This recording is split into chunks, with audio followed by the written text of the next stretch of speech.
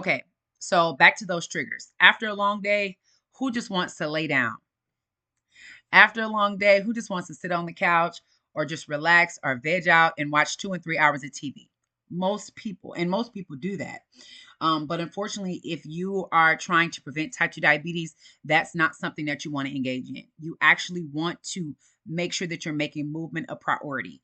You do not want to use the stress, the trigger of having a challenging day to stop you from continuing your journey on making sure exercise is a consistent part of your life.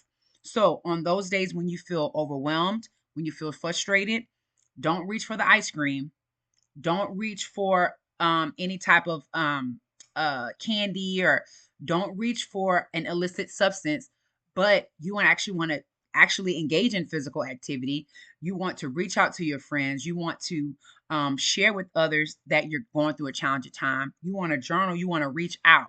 So when you identify the things that add stress to your life, when you identify the things that cause you to engage in unhealthy behavior, you want to identify them, and then you want to come up with a way to overcome those triggers so that they do not have to keep you and prevent you from going in the same loop over and over again.